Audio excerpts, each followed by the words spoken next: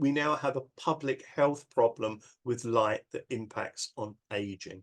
And we need to be very, very careful about our light exposure. We're being starved of red light, particularly in the built environment. And one of my colleagues calls this modern scurvy, because scurvy used to be a problem that sailors had because they had something missing. They had vitamin C missing, so they had scurvy, and scurvy could kill them. We have something missing now. We have red light missing. So the built environment is now dominated by short wavelengths, and the longer wavelengths aren't there anymore.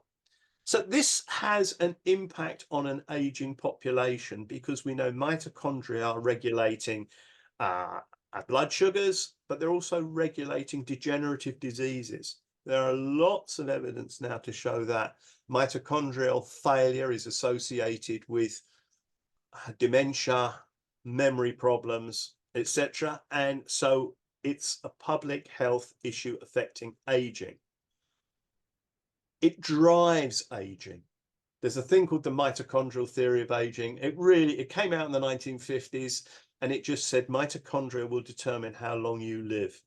And of all the theories of aging that come and go, this one has stuck to the wall. It's stuck to the wall really well. I would love to meet the person who had generated the theory, but it's guided our research very strongly.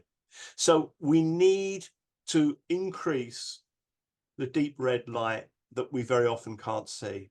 And we can do that in buildings, but we can also do that by just going outside into daylight. And there are some very interesting kind of observational things that come out from this imbalance in lighting. The one that I really love is NASA published a study in a very high profile journal called Cell, and they said there's something wrong with the astronauts on the International Space Station. They're becoming pre-diabetic and they're aging more rapidly. I think those are big phrases. These people are super fit, super healthy characters. They're being monitored all the time.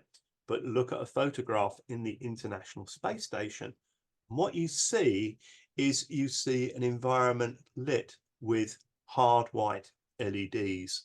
And those people are up there for months under those lighting conditions. The other one that I like, which I think is also desperately interesting, is where is diabetes really peaking? Well, diabetes has many reasons, people sit in front of televisions, but one place that it really peaks is in the Arabian Peninsula. What happens in the Arabian Peninsula? You don't go outside. You don't go outside because it's too hot, it's too uncomfortable. So you sit inside, so you don't get any natural light. But then what about windows?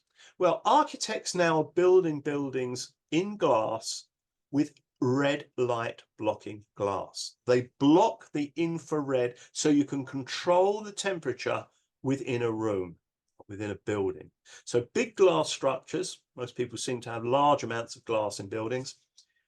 But if you've got infrared blocking glass, you've now got two things working against you. You've got the LEDs and you've got the fact that natural light is not coming through and infrared is being blocked.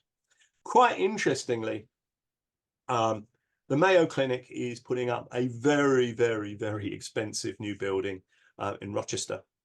And one of the remits they've given the architects is the building must be healthy in terms of its light and also healthy in terms of the air that's in the building.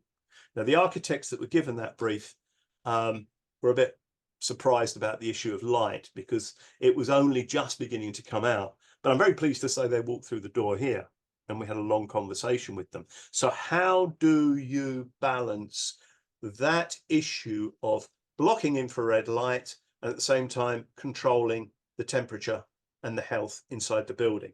Well, we need to find filters for glass that block only partially the infrared, allowing you to control the light in the building, but also at the same time allowing stuff in so that you're in a healthy light environment. So I started off as a scientist, a visual scientist. Someone asked me, what do I do? I'm a professor of neuroscience at University College London. I do stuff on vision. if someone asks me what I do now, I say I work in public health with an interest in aging.